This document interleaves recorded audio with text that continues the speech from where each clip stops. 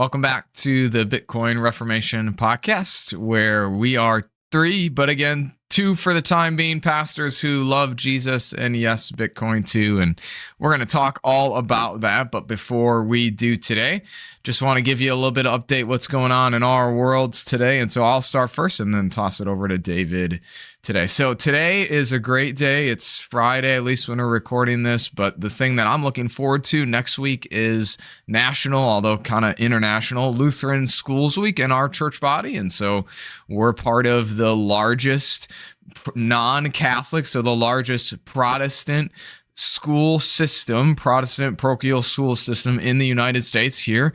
And so that is an awesome thing to be a part of, that our church body, the Lutheran Church of Missouri Synod, has always believed that it is important to train, to educate children, not just with knowledge, of course, but with the good news of Jesus. And so part of that, that's a first for me at least, is twofold. So we are doing a baptism chapel here at the church that I serve. And so it's been fun to go around and teach all of the kids, hey, baptism is this gift that God places into our hands, and it's nothing we do or nothing we take. It's something he gives freely to us. David, you've talked about a received world, the same sort of idea in baptism. And it's amazing to see kids' faces light up when you talk about it in that way, that it's how God gives them Jesus, how he gives them the gifts he wants them to have. And, usually they say, oh, I think I would like that. And it's always the adults and the grownups in the room that make things more complicated than they need to be, isn't it? And so anyway, that's next week. And so I think I just had another phone call with a parent today. So now we're going to have 8 kids, I think, and then 2 parents also be baptized. So it's super cool. I mean, most of these people have faith already. And so it's hey, let's make this thing. Let's do this thing. Let's make this official in that sense. And so it's awesome to be a part of that. But then also I get to go down to the local high school, our big Lutheran high school here, and do the baptism chapel there. And so get to go participate in that way and baptize a bunch of high school kids who are, proclaiming faith, have faith, all those sort of things. And that will be an awesome experience too. So I'm really looking forward to that. Things are mostly well at home. We're battling some sort of illness, and Judah has his whole stuff he's still dealing with. So again, we'd appreciate prayers in that way. But it's a weird thing where, you wouldn't guess that he has a lot of dietary or digestion problems, because he's a smiling, happy kid. So I told our teachers this morning that maybe it means he'll be like an eternal optimist, right? So, oh man, my stomach's bleeding and I've got blood in my poop, but I'm smiling and happy. The world is great. And so we can only hope. Yeah, we can only hope and pray that that's kind of how he is. So my father-in-law is here in town right now, so spending some time with him and just enjoying the not freezing weather like it is where all of my family is right now. So that's what's going on in my world. David, what's going on in yours these days? Well, speaking of that freezing weather, there's such a cold snap that's going to be upon the Midwest and the upper Midwest. I don't know if you've seen it, but some headlines have been coming out about warnings of exploding trees. And this is in fact a thing. If you get cold enough, the tree sap inside, just all the tension already in the tree just doesn't behave well if it gets cold enough, and trees explode. So we saw that article. I think we passed it along to some local friends here who every once in a while will pump us for more information. So tell us again about the Midwest, as if it was the Orient or something. So we do that. And I was trying to remember, maybe the first time I ever heard of exploding trees might have been, I'm curious, some listener will correct me if I'm wrong, but in the book My Side of the Mountain, I feel like in the one snowstorm the kid recalls trees exploding at night. But anyways, so that's the Midwest. Same thing here in Big Bear. We're not quite as warm as you are in Vegas. You're a little bit lower in elevation. You might be chilly, I'm sure, but we should be in the middle of winter, and we still are not. So that's kind of Really? Still not? Still not. What, we got snow, maybe an inch, 2 inches around Thanksgiving or even prior. I think right now it's spitting rain. There's some sort of weather trying to move through, but it just can't seem to turn into winter weather, which has been great for my walking, hiking, trail miles, a little bit of running. It's been tremendous for that. A great start to 2026. But, I'm ready to go skiing, and our community here is hurting really without the tourism that up dollars, which are kind of the same as calories for people and their life and living. So that's sort of it here. We're back into school. The college boys off, the high school kids here. Boy, we've had had an instance recently where we had to go in, or we asked to go in and did go in to speak with a teacher, vice principal, and our son. And it was one of those things at the end of all that, and it revolved around a finals project. Yeah, I'll just say that.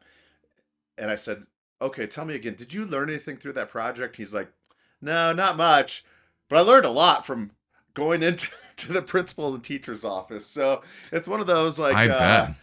it's I don't look forward to those sorts of things, and certainly not with the kids. And yet they are truly teaching moments still for us as adults, mom and dad, individuals as well, but then for the kids. So that's where I'm at in life. We've got some kids with some health stuff as well, Jared, smaller than your little one, and ours can use words, so there's that, a very helpful thing. Um, but maybe more going through the grown-up stuff, all the Sure. grown-up stuff. Our senior in college is within a semester, less than a semester away from graduating, so applications are going out. A whole new host of Wow. conversations are taking place. So that's really fascinating for me. Absolutely. I can only imagine what that's like to be invited into those moments, right? I mean, I feel like is it somebody said Tim Keller writes on parenting, and basically the point of the book is he says parenting, your job is to make sure that you're your kid's friend the rest of your life so you can have the moments and the conversations and talk about faith and Jesus with them. And that, so often we put so much pressure on ourselves to do whatever we narrowly box in parenting to be. Sure. So, I mean, that's really cool to have that, to be still invited in those moments and have the opportunity to do that. Yeah, it is. It is. It is. Well, here we are. We're still not flipping it over to Ben. We hear from Ben, just so you know that, dear hearers. We hear from him. We all send each other texts of X tweets, this type of thing. Did you know? Did you hear? Or maybe a YouTube video, and check in on each other a little bit otherwise, or share life. But Ben's not here, so I can't flip it over to him. So let's just launch into this. Here's the idea of today's recording for you and I, Jared, to have a conversation that sort of flips a lot of our conversations on their head. In a lot of our conversations, we've maybe suggested, or not maybe, we definitely have, that Bitcoin is new. It's a new technology, and as such, we want to maybe kind of give a lot of explainers to it. We want to help people sort of rise to the occasion to understand it. But again, underneath all of that is the strong suggestion: new, complex, complicated, which goes right along with complex.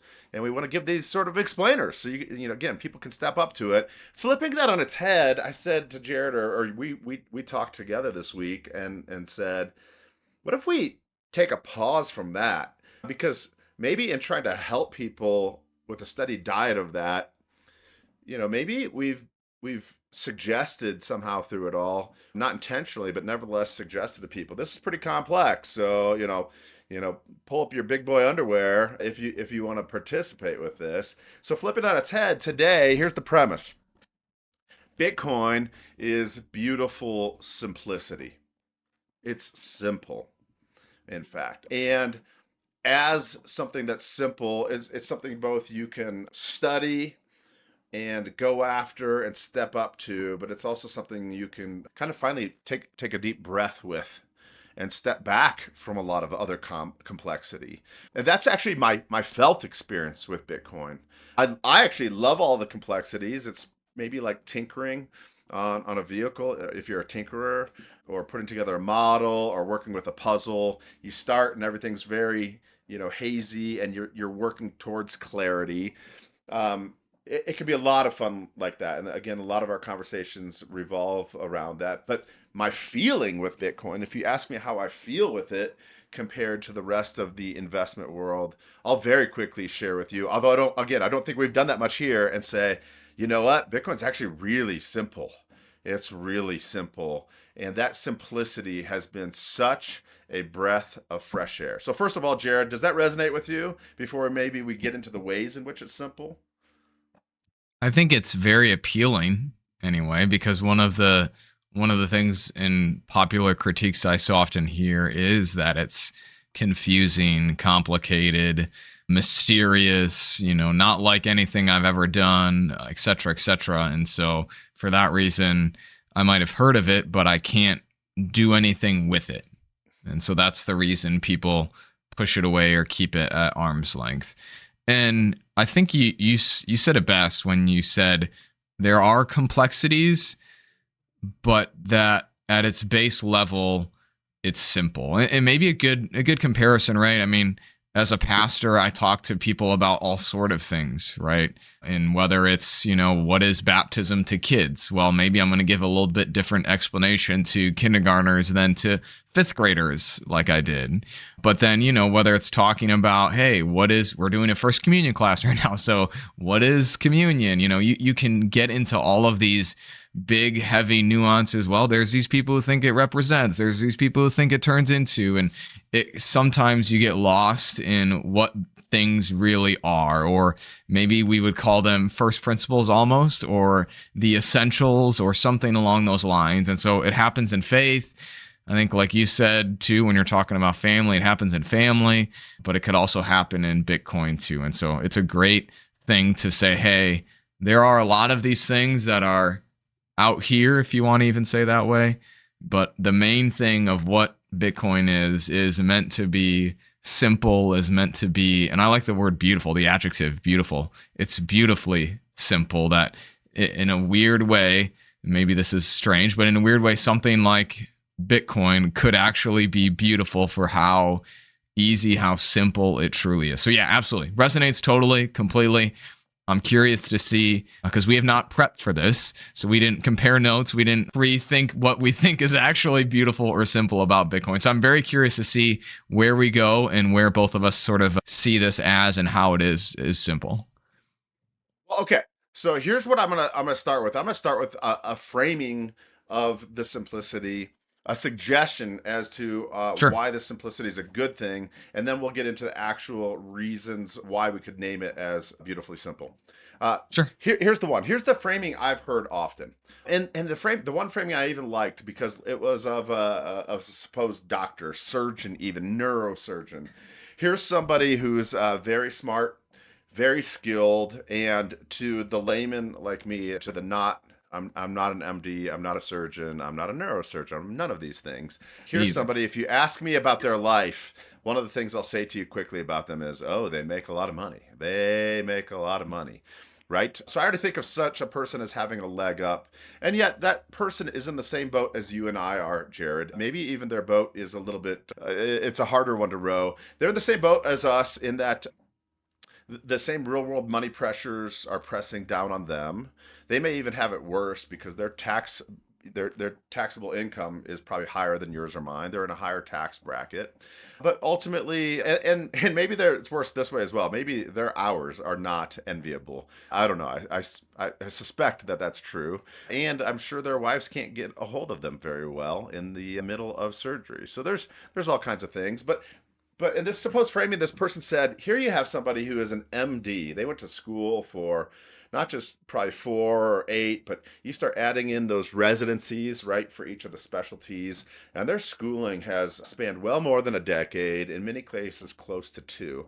And having done all that schooling and now making all this money, they're probably a little house poor like so many of us do, right? Maybe they overbought. They could have bought less of a house and less of a car. But bottom line, they're feeling strapped for money as well. Inflation is afoot. Again, their tax base is higher. And for all that now, this same doctor who, when he's not, helping people there on the surgery table, hopefully is spending time with his family, but the financial climate we're in now says to that doctor, go off and on the side, find a few hundred, if not thousand hours more to become your own private master of wealth. Get like a miner in life, in wealth, and stopping the leak in the boat, and somehow stopping sort of the dollars in steady free fall. It's probably 6 to 7% real time inflation. Figure out how to A, spend less money than you make. B, invest that money in something that gains more than 6 to 7% a year, so that C, someday you can retire, you can even maybe pass down some wealth, you can help take care of some kids, some family members, some neighbors, some others. But bottom line, the suggestion is that this very smart person who, when he's not doing neurosurgery, should be spending time with his family, now has to cut out even more hours to try and kind of become the master of finance in his world. And to become the master of finance, you need to figure out the game. You need to figure out the fiat world, the world of investments. You might hear about a hot stock, but now you have to spend a couple hours reading about that company, seeing if it's a good value. What do you know about the CEO? Not just what's happening today, but what do you think's coming down? You have a crystal ball now for the future. What's coming down the pike in the future that can affect this company? So, doesn't sound like a great thing. It sounds like it could actually cut into your other vocations, family life, maybe even your attention while being a neurosurgeon. That's the suggestion, is that in the fiat world, if one is going to actually save for the future, invest for the future, and be wise about it, it becomes not just sort of a minor hobby, but it becomes sort of an avocation, a second calling, just one you don't get a paycheck for, but you will get penalized if you don't take it up. And the person suggested, contrast that with finding Bitcoin. You might not spend hours looking into it. You check in, as you said, on your first principles from time to time.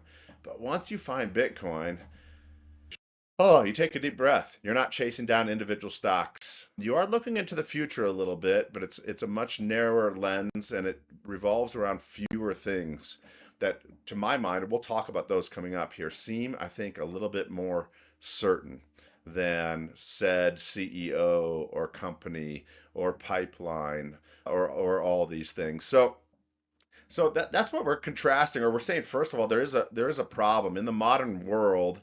You can sort of just passive invest, but it's hard to keep up with inflation just passive investing, even in something like the S&P 500. The people who do well in life now become, minor masters in this realm of finance as well. And who wants to do that? I don't really want to do that. But with Bitcoin, suddenly you have a savings technology that is, in a sense, drop dead simple. You can invest as much time in it as you want, but once you kind of grab hold of those first principles, you could kind of walk away from it and just keep plugging away. So that's my framing. And now we go to the sort of those first principles. What's so simple about Bitcoin that could be a benefit not only to the neurosurgeon, but also to the pastor, also to, the farmer, any of us in our vocations? Here it is. I'm going to start with the first one, why it's so simple. This is on my list. And as you said, Jared, we have not compared lists. Mine is this. It's a fixed supply. It is no scarcity and fixed scarcity in a world of false abundance. That's going to be my first point as to why it's so simple. And that's, if you had to say what's the most important piece about Bitcoin, if somebody asked me that, who was curious, even maybe a little bit skeptical, that's what I would want to get through to them, that first thing. It's known supply. I'll stop there. What do you think about that known supply as being the first marker of simplicity? I mean, I think it's an easy, tangible thing to grasp onto, right? I mean, in some ways, it doesn't really matter if it's 21 million or something else. It's that there's only so much of something. Because sure, we live in a world where you can copy and paste in the digital world wherever, whenever, however many as you want. And we understand that.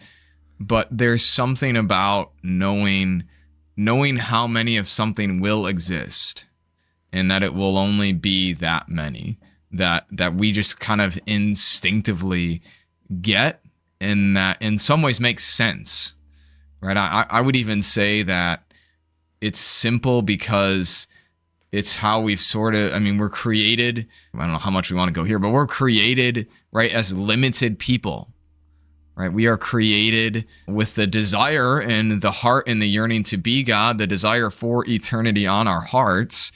but yet we also know that we will not live forever, that our days are numbered.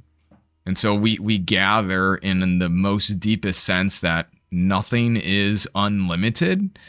And yet we live in a world that tries to tell us to either be unlimited, to be, you want to create your legacy that lasts forever. You want to have unlimited or at least more money than you could ever know what to do with. And so to grasp onto the fact that there is only this many, we get, oh, okay, I can get that. And I don't even think it's hard to explain why that might matter for people too. Like the tail end of that is it's 21 million and that's good, because I get that. That means then there's only so many to go around.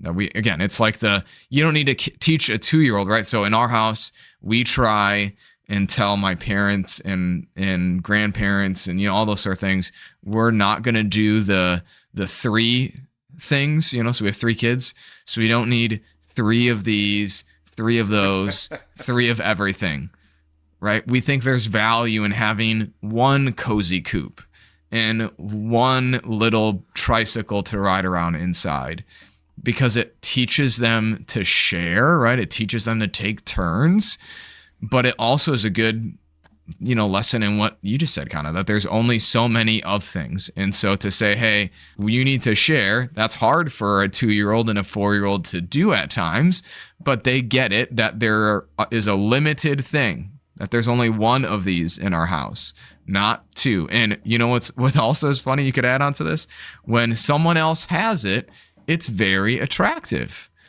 And as soon as you get that, maybe it's not as attractive, but as someone else is playing with that thing you want, you desire to have it too. So anyway, I'll stop there. I think that it's a beautiful, easy way to talk about there's not unlimited number of these things, and that's something we get. But of course, we think we want, or could handle lessness, Sure. I was in front of a group of people once, and I said, I'll prove it to you. I said, I found here a genie bottle, right? But if we rub it, the genie comes out and we get 3 wishes. And I said, let's do it. I said, what's somebody's first wish? And they're like, that the Dodgers win a World Series or something. It was here in California. All right, well, that's happened twice now in 5 years. Actually more than that. Happened 3 times. Oof. So the Dodgers have done very well. A second wish, I want to go to Hawaii, or I want to go someplace like this, Fiji. But what almost universally will be the 3rd wish, Jared? Give it to me. What's the 3rd wish?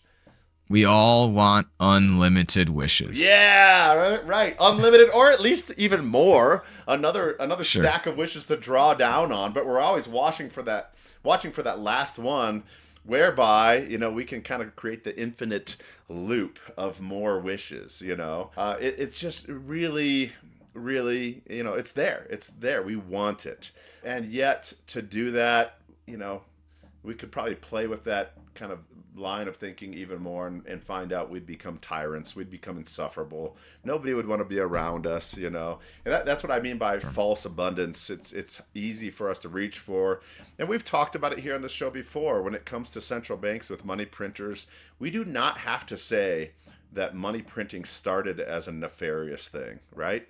It can start with what feels like an emergency in the moment, and you say, hey, just this one time we're going to fudge it, and that's going to help us get through this. But once you've sort of introduced the mechanism of false abundance, it's hard for us to not keep, reaching back and fat fingering that false abundance button.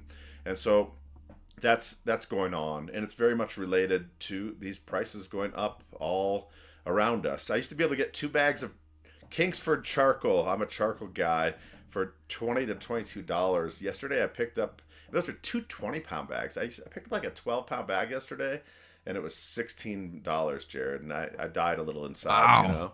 Wow. So, and why have these prices gone up for charcoal? Because in the last 5-6 years, 40 to 50% of the dollars to ever have existed have been brought into existence. We have more dollars chasing the same number of goods. And it helped in short order, but the long-term ramifications of it, we're just beginning on them. And it's painful. And it leads me to then want to play games, not just be husband and father in this one vocation and then faithful worker in this other, but now to try and find hours to try and take what little money I have to spin it off and get ahead. But Bitcoin is simple in that it is an exit from that false abundance system into one of fixed scarcity. And that's an honest system that fits with the world, as you said, as we know it.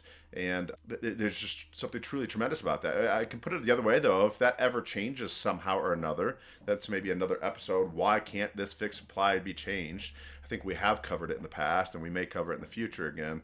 That would change the value of Bitcoin in a heartbeat. But right now, you've got some things in the world that are low in new supply, such as gold. That's low, but it's not a fixed supply. Not when we truly don't know how much is left here in the world on Earth. People are finding new reserves of it still, and then you're talking to scientists who are saying, "Hey, we see a meteor. We believe that 60% of it is comprised of gold. If we could just get there, we can bring tons and tons of gold back." So, anyways, all that's taking place. So that would be my first answer as to why Bitcoin is simple. Is it's a fixed supply. We're no longer playing the complex game of expanding monetary base, and that's why it's simple.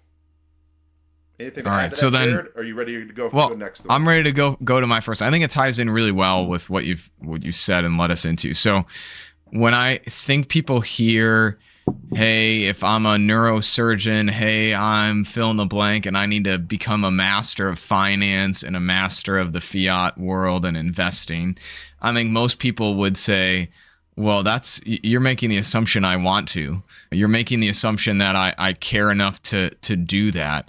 And that's why I have my financial guy, right? That's why I have my person that I just don't think about. And I go and I give them my money, my 401k, my Roth, whatever it is. And I tell them, do this for me. And then I am, in some ways at their will. And however much they tell me I should spend is what I'm supposed to spend, especially when we think about retirement, however much I need to save, they direct me in that path.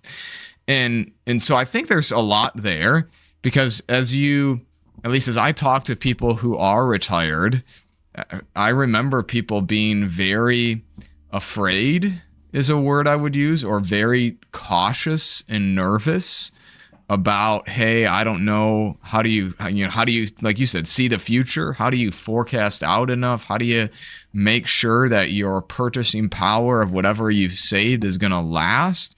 And there comes a real certain fear in that whatever lifestyle they want to live, they want to make sure they can do that and sustain that. And so a lot of times what they do is people say, hey, I can't do this by myself.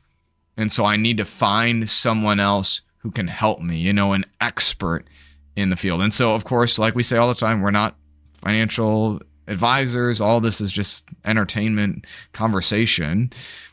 But I think there's something about doing things and taking your own, being in control, maybe it's too strong of a word, but at least in a sense of, hey, I know what's going on. I'm not necessarily just trusting someone else, right? The phrase, just trust me, bro.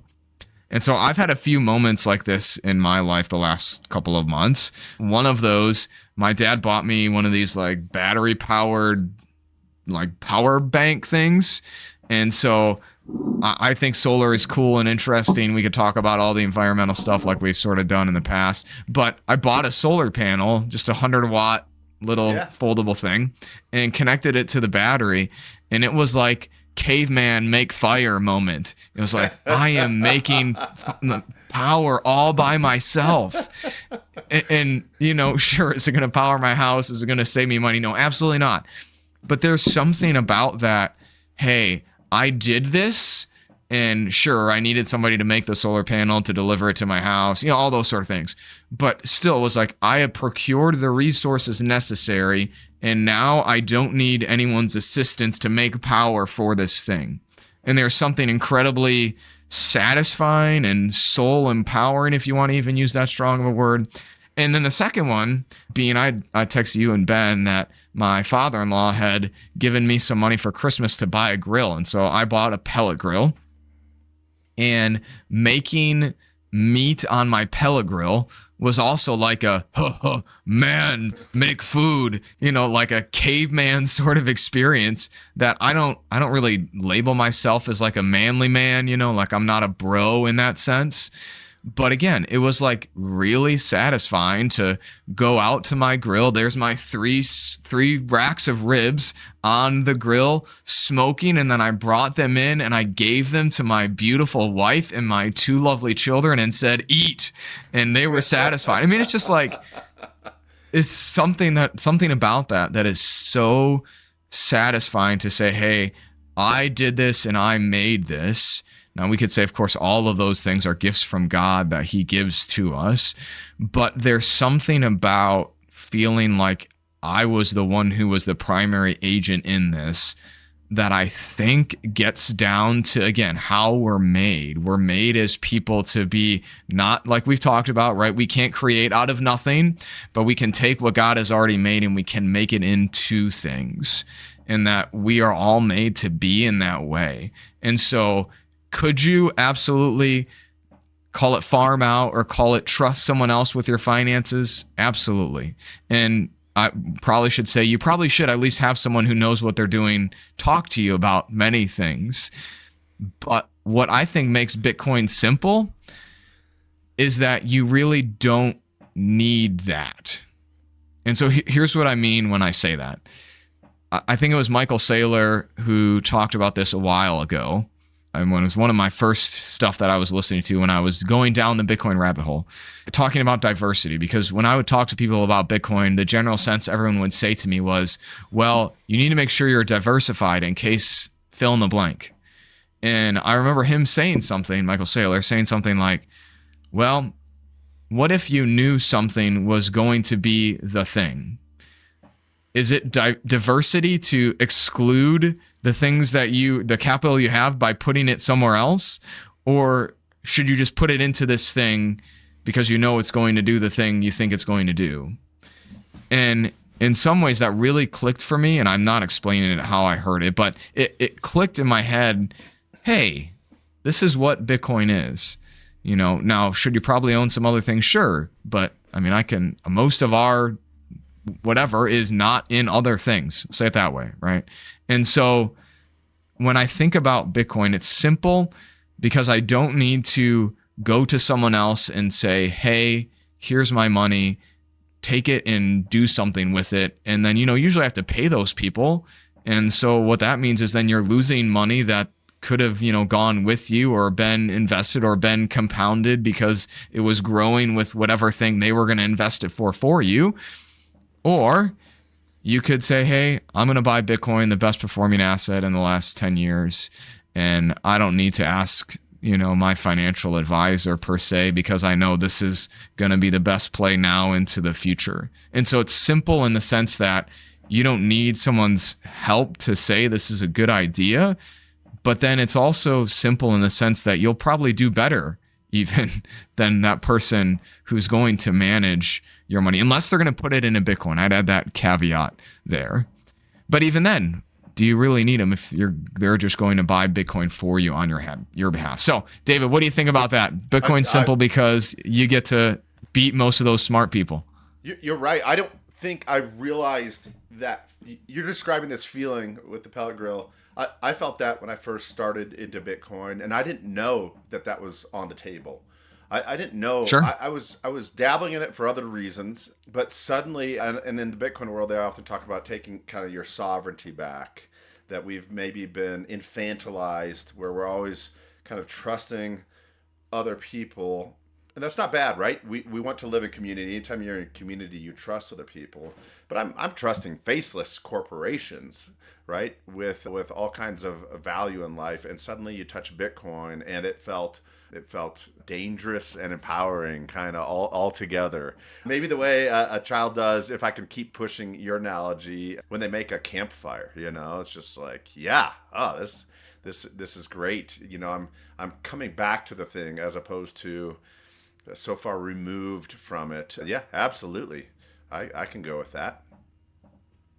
So I think it's a great way to, again, right, we're talking about the limited supply already, the 21 million, but then it's also call it a simple, because it empowers you to be your person, or at least empowers you to know what you know about your thing without having to trust somebody else, their expertise, their knowledge. And I think that's a satisfying thing, not just for men too. I think that would be a satisfying thing for a woman, even in today's day and age too. So, well, my daughter, if I might, I'm not maybe speaking for her, but she's really gotten into baking recently.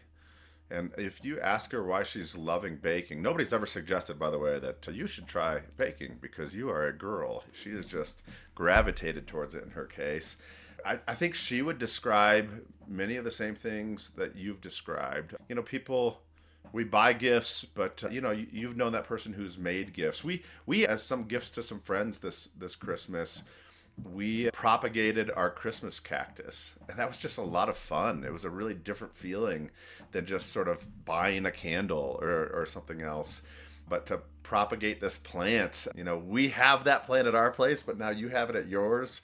We don't have green thumbs, but it survived. Hopefully it survives at your place too, this type of thing. Yeah, so I'm wondering if those are all related. All right, well, I guess I'm going to flip mine around. Maybe I should have said one more thing with mine, but I'll just say this. I think Bitcoin is simple because really when it comes to investments and this investment, if we want to call it Bitcoin, I only think I know one thing about the future. I don't think I have to know a lot of things about a lot of different companies or individuals or trends. I just believe that there's one trend and that it will continue. And that's that the supply of Bitcoin will remain fixed. I kind of suggested that, but I'm saying it a little bit more forcefully this time. But that the supply of money will continue to be abused. I'm just maybe furthering my initial point, but it was actually your comments that sort of jogged that loose. That's my thesis about the future in terms of these investments. And because of that, when money is being abused, people take that abused dollar and reach for things that are harder to abuse and counterfeit. And those are typically assets, right? Real world goods and assets. And Bitcoin behaves not just like one, but it behaves like the only one in all the world that has that absolutely fixed supply. So my thesis going forward is not just that money has been abused, but it will continue to be abused. Even if I grant to these politicians that they have the best of intentions, nevertheless, they're sort of caught up in the same system. I once, as a pastor, did premarital counseling for a couple. And they ended up walking out on me and never came back. It was actually sad. It was very difficult. Wow. The reason was, I found out they were cohabitating. And so I tried talking with them about that. And I said, well, now you both shared with me in your prior divorces that you had cohabitated. How did that go for you? I mean, did that help lead to success? And I was trying to suggest to them maybe cohabitation is not as healthy and wonderful as you think. And by the way, there's just even secular data to back this up. So there's data alongside this. And their whole thing was, yeah, we cohabitated then, but we didn't cohabitate hard enough. We didn't do it intentionally enough, and we can do this, can't we? Try harder. Pick your sin, yeah, and we'll double down on it in our pride at times. And I think something like that's going to happen with the money printer. Yeah, they did it, but it was them and not me. And I will do it really, really well. We will be the ones to do it really, really well. When I don't know that it's how intentional you do it or not, I think it's the fact that it's being done that is egregious. So that's part of my thesis of Bitcoin is simple, not just what it is now, but it makes pretty much only one claim about the future. It just keeps looking down the road and says, Yes, sinful man will be sinful man. And where money has been, particularly the money supply, has been made to be a decision, wistful decision in the hands of sinful men, it will be abused. So let's come up with another money where that's not the case. So it just makes that one sort of enduring claim about weak men, and then offers, and I'll frame it as a tool, such as we've described this before, offers a tool whose supply cannot be fudged, either now or in the future. I think that's a good transition into what I would say is the next one, in that it's simple because it's boring, which maybe is not good. So I saw a tweet from, or a post, whatever we called him, from Morgan Richard on X right before we got on. And she wrote something like, Bitcoin is just showing us how bad we all are at waiting. And I think that's a great, that's a very deep phrase, but it's a great analogy for why it's also simple, because it is boring too. So if you would have started buying Bitcoin on the very top, at least on October, you're probably underwater right now. But largely speaking, all you need to do is buy on a semi-regular basis, it will very boringly protect your purchasing power and maybe even gain it substantially into the future.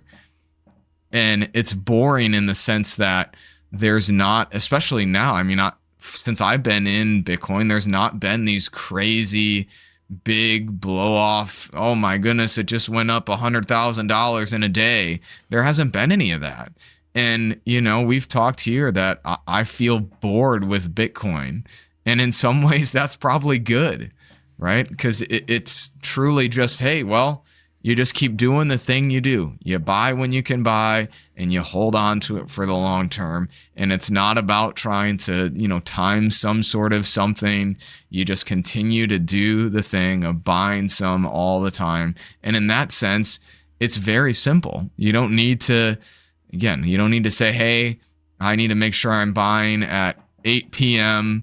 on the first day of the month, or I need to make sure I'm buying before the earnings call of this thing, or I need to make sure I buy, in this seasonality.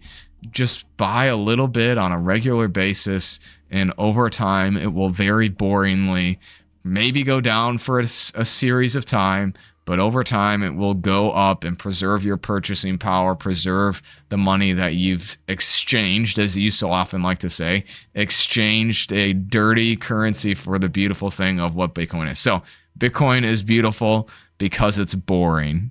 How's that for a very climactic phrase? I like it. All right, I'm going to add the next one. Maybe it'll be a little bit more rapid fire. Bitcoin is boring. Not boring. Bitcoin is simple and beautiful because you don't have to know your calendar. You don't have to keep an eye on the calendar. I forget the specifics, which is probably a good thing, but about 3.5 years ago, my mother, who is a widow, was buying a new home. I am her power of attorney for finance. And suddenly, on a Friday afternoon, this seems so ludicrous, Jared. I can't remember the specifics, but suddenly I had to go to a bank to initiate a wire transfer on her behalf. Now, I live on a mountain, like 40 minutes from everything, an hour or more from many things. And so I had to scream down to the high desert here and then north up to Victorville to this one branch, which thanks goodness it was her branch, or I don't know. But I had to go to that bank more than an hour away. I had to get in there, and we had to get a wire executed before the wire window closed, not only for the day but for the week. And it was, again, I can't remember all the specifics, but bottom line, my mom's contract would have fallen through. She would have been in breach of contract if she did not successfully get this stuff sent. So all of which to say, Yikes. high stress for her, high stress for me, high stress for my sisters.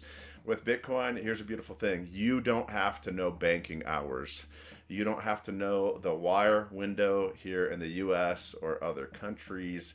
It is highly liquid. Or we could put it another way. People maybe buy a second and third property. Why? To have stored up value. And you might ask such a person, how much are you worth? They at least know whether or not they'll share it with you. They know how much they're worth. But with a lot of assets, once we get tied up into those assets, the value is there, but it is not liquid. Now, liquidity, how quickly you can exchange this for another thing, particularly cash most often is what we're talking about with something being liquid. That can work against you as well, right? Work for you or against you. But I just know there are those instances when it absolutely works against people. We came really close to it as a family with my mom, with, again, the purchase of her home. Somehow we skirted through that. But it's a beautiful thing in that it's simple. It works 24 hours a day, 7 days a week, 365 days a year. As a computer network, I've seen it before. It's apparently the most reliable computer network in the world. It has like a 99.9999 uptime compared to all other computer networks. Facebook has gone down, your bank maybe has gone down for a brief moment, or your whole cell service that you do your data on has gone down even recently for I think it was Verizon through a whole swath of the eastern seaboard. So, different systems go down. It's very reliable. So that was mine. You don't have to know the calendar. You don't have to know when it's a holiday and a banking holiday. And let me tell you, there's a lot of them. There's a lot of them. Bitcoin is available to you all the time. It's simple in that way. I think the next one I would say is now true because of the ETFs, in that Bitcoin is simple and you can buy it almost anywhere. And that is very different than how it has been. And again, there's some people who would say you should only do this or do that. But again, we're talking about simple. And so because of the ETFs that exist now, you can gain exposure to Bitcoin pretty much anywhere with any company. I mean, even Vanguard now, you can buy Bitcoin. They were previously a company that said they wouldn't allow their clients to. And so it is almost as easy, I think, in most places to buy Bitcoin just as much as you could buy AT&T stock. That you can basically do that wherever and whenever you so desire because of how many different ways there are to, again, exchange those dollars and buy Bitcoin. So it's simple because now you can buy it wherever you desire. Very short one there for me. So true. Very good. I'm going to say it's simple as well. I'm going to kind of build on my looking at the calendar where you can do it all the time. I'm going to say all the places too. Bitcoin is simple because it's global. Already next summer, I think I shared this on the show, but we're doing something Rufners have never done before. We are like a camping family because we wanted to see the United States, and in terms of travel, it's the one kind of travel we could afford, and we enjoyed it. National parks, kids, all of that. But this next summer, as the oldest graduates college, we sprung the surprise on them that we're taking them to Europe next summer. And already, I mean, there's an endeavor for you that's actually somewhat complicated, is going to Europe, doing all the things, slowly checking off all the boxes to go to Europe. But one of those things, even though I know you can hand over your credit card in most places, if I want to get my hand on cash, on euros, I've got to do research now on how to do it. Do I get any of that stateside? How much of it can I travel with me? Probably I can't abuse that, I'm going to guess. I don't know. Maybe I could. What's it like to do it there? What's the slippage if I do it there in person versus here, in terms of rates that are offered me? I have to do all that sort of homework ahead of time, whereas Bitcoin is truly global. Right now, I can exchange it here for dollars, but I can send it any place in the world, and they can receive it as Bitcoin, or depending on their use case, I think it's over 100 countries now. For instance, using the Strike app, where I could start with dollars. I can literally start with my Strike app where I have dollars loaded on there, the way you would on PayPal or Venmo or Cash App. And I can send it across to you. And let's say, Jared, you're not, an American citizen like me. You're in Zimbabwe. I don't know. I forget what the local currency is there. But if that's one of the 100 countries and currencies included in the Strike app, I can send it. It literally kind of zaps across to you as Bitcoin. So it started as dollars, zaps across as Bitcoin, but then gets downloaded into your wallet. All of this within a couple of seconds in the local currency. in the local currency. So it is truly, it's global natively when we're sending Bitcoin and receiving as Bitcoin, but it's also helping with a global network of money transfer in the local currency as well. It's helping with that with greatly reduced cost. Pennies on the hundreds and thousands as opposed to 10, 12, 15%. So it's global. And even more so, it's for everyone, right? So it's global in the sense of sending everywhere, and it's also available to anyone who can access the internet. And so if we're back to our original analogy, right, there are certain things that only people with certain wealth levels are accessible to, right? So you think about investor protections and being able to invest in things before they're on a public market. There are so many things that are behind, call it a gated wall or some sort of limit, that unless you reach something, then you just can't do it. And so Bitcoin is simple because anyone can use it, anyone can buy it, anyone can hold it, because it's global to be used, but it's also global for everyone too. So simple in that way as well.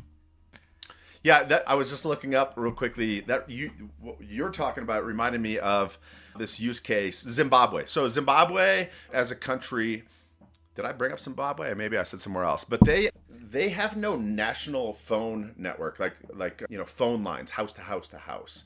They're one of these third world nations where the cell phone came and took over, not after like the wall phone, but in place of it.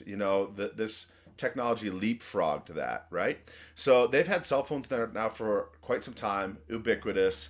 What's amazing there is that the local people figured out that when it came to their phones, you had these prepaid credits. That's how you pay for your phone. You don't have a plan connected to your credit card with your monthly bill being sent in paper to your house, because maybe they don't have a mailbox either. Maybe they don't have a bank. Maybe they don't have a credit card. They just have kind of a cash system. They can buy the prepaid phone cards at a gas station. They use these. But here's what they found out. I don't know. Did you ever hear the story? I think maybe. Yeah, okay. You can load up your phone with a lot of credits, more than you need, and then you can send credits to other people. So this ability to also like send it real time, across space and have final settlement in the moment became a thing, to where so much of their commerce is happening over these cell phone credits and not actually in the local currency. It's just a beautiful example of how the better tool wins out as well. And maybe that's a little tangent, but I got excited about it. So there you go. Well, but there is a tool, Ben's talked about it before, where they send Bitcoin over not digital cell phones. I forget what it's called, but it's over like an analog, we would think flip phone sort of style phone. And I'm spacing out on what it's called, but you can do that in that way too. So again, it's global, it's used by everyone, it's for everyone, and in places where they might not have the same infrastructure, it's such a good tool. Like you say, people are figuring out how to use it and with what they have. Absolutely. Well, I'm kind of coming to the end of my meaningful list, Jared. Do you have anything else on yours? I think those are pretty much the main ones as far as what makes it beautifully simple. It in some ways, it's almost like hey, here's the elevator pitch of the things that I would say to someone that would inevitably lead to like, well, what else? Or can you say more about that? But it's like hey, here's the 4 or 5 things I would say to you about why Bitcoin is simply beautiful or beautifully simple and why you should consider it. And so in that way, it's almost like hey, here's the bare bones pitch for Bitcoin in under an hour. There you go. That's it. Well, it certainly has both of those things. It's wonderfully complex and wonderfully simple all at the same time. And that's probably just true of a lot of things, right? But it's good to recognize both sides of that. I mean, when your children are born and you hold them in your arms, there's nothing but this simple, deep, profound, beautiful, tear-invoking simplicity to the moment. And yet what you're also holding here in your arms is a fearfully and wonderfully made creature, so complex down to the DNA, all the way through. in joyful ways, sometimes in grievous ways, where we're trying to figure out a problem and it's not simple, right? So most good things in life have both of those qualities, right? It's like high complexity and also simplicity as well. It just occurred to us as we talked that maybe most often, in a way, we frame things in terms of complexity and having people get to know that complexity and maybe not be fearful of it. But in other ways, it also has its list of ways in which it is. I love the way you said that. Beautifully simple and simply beautiful. Yeah, absolutely. So thanks for joining us this week. I don't got anything else unless you do. But well, how about this? How about we end on you mentioned the gospel at the beginning. Sure. The gospel is also both of these things. Theologians still talk about it and write papers about all the things to this day, and they will until Christ comes. So the Christian community has much to say, many words, many subjects and topics, and yet the gospel itself is also wonderfully simple, and it goes something like this. God sent his son Christ Jesus into the world to save sinners, and you qualify, and so do I. So into that, receive that good news for you, what God has done for you in Christ Jesus. That's beautiful. We'll end there then. So thank you for being with us this week. We'd love to hear what you think. If there's anything you would like us to talk about or that you think we left out on what is simply beautiful about Bitcoin, leave a comment below, send an email to us. That's down in the description as well. Otherwise, we'll see you in a couple weeks as we again talk about our love for Jesus and Bitcoin too. We'll catch you next time. Thanks.